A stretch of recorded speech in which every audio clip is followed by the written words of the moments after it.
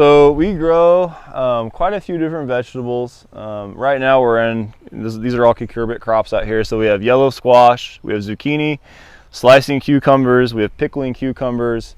We grow watermelon, a couple different varieties of cantaloupe. We have some canary melons, and we also have some honeydew out here. All the watermelons that we're growing are seeded. We get our seedless watermelons from growers that are a little bit in the south, and we're really happy with those. So there's no reason for us to try to reinvent the wheel with the seedless watermelons. But this is the most of this stuff that we've had in the past couple years. So one thing that changed on our farm this year is that we got out of row crops altogether. So in the past years we've had anywhere from 40 to 60 acres of soybeans that was we were cash renting to another local farmer. And as we've grown each year, this year, we kind of mutually decided that it wasn't going to be worth it for him to farm anymore. So we've had to increase our production in certain things, and watermelons and cantaloupe are some of those crops. And then we also grow quite a few tomatoes, which we're going to see later. We grow about 30 acres of pumpkins every year, about 20 acres of sweet corn, give or take. We grow green beans. We tried growing some snow peas this year. We also tried growing some radishes and some carrots, which they didn't work very well because we had a lot of trouble singulating the seed when we planted them. So we think we have a better idea for how to improve that next year. We also did some beets. The beets worked pretty well for us. We also had problems singulating the seed.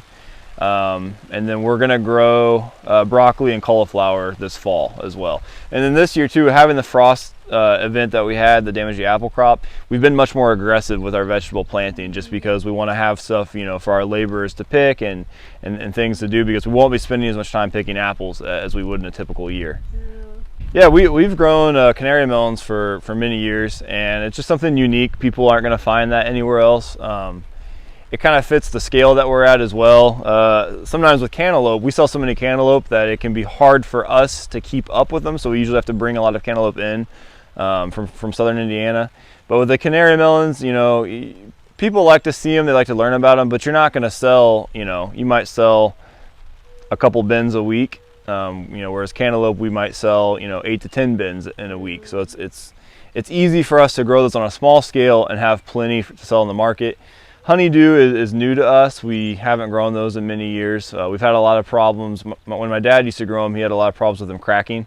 So we'll kind of see how those work out. But yeah, the specialty melons get a lot of people's interest, and I think when people come to a market like ours, they expect to see something a little bit unique and something that's a little bit different than what's in their grocery store. Yeah. And people really enjoy learning about them, and they enjoy, we sample them a lot, and they might not always buy it, but they enjoy that experience, and that's part of what we try to provide people in the market is a great experience, even if they're not going to necessarily purchase the item.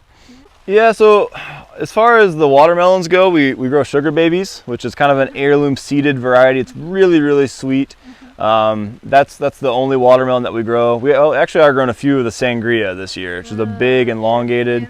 So both of those are a little bit different than what a lot of the larger producers are growing right now. And then with cantaloupe, the primary variety that we grow is called ambrosia. And it's a really high Brix. It's a really soft textured melon. It's really hard to transport that melon. So if you're going to sell it, you pretty much have to grow it, because if you put it in a bin and put it on a truck, it's going to be in bad shape when it gets to where it's going. Okay. And then tomatoes, we grow primarily, regular determinate fresh market tomatoes, but we do grow yellow tomatoes. We grow some cherries. We try to grow heirlooms, but we're not very good at growing heirloom tomatoes. I think we would need to grow those in a high tunnel to have really successful, high yielding heirloom tomatoes. And then the cucumbers, we usually do 2 or 3 different varieties, just your normal slicing cucumbers, and then the same thing on the pickling. Nothing too out of the ordinary, but we'll usually almost always plant a couple different varieties of any crop. Sometimes it seems like one variety won't do very well in a given year and the other one will do better. So you do bring people to you pick the vegetables? We don't do any U-pick on the vegetables right now. We're going to try U-pick green beans this year for the first time. We've talked a lot about doing U-pick on some of this other stuff, but a lot of times we just don't know how excited people would get. We've talked about U-pick tomatoes a lot, but you know, if you're ever out in a commercial tomato field, it's not always the most pleasant place to be. You know, there's a lot of rotting fruit and smashed tomatoes on the ground. So we talk about it. We like the idea of it, but we think about what it's going to look like, you know, in reality when people are actually going out there, and we wonder how popular it'll actually be. So we think what we might have to do is have like a separate field just for U-pick that will, you know, do a really good job of keeping it really nice and clean for the people to come out there. We just haven't gotten to the point where it makes sense for us to do that quite yet. The most important for us is tomatoes. You know, we probably set about 10,000 tomato plants a year, which works out to about an acre, give or take.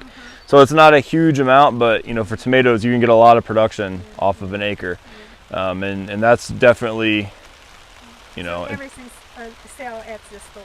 Yes, we will wholesale a few tomatoes here and there to other markets like ourselves, but 75% of them are sold on site. And then sweet corn is very important for us too. And sweet corn is one of those crops that, you know, it's in itself, it isn't extremely profitable, but sweet corn will bring everybody else in the summer. You know, if you have sweet corn, people will come for that, and then they'll buy other things that you're making more profit on.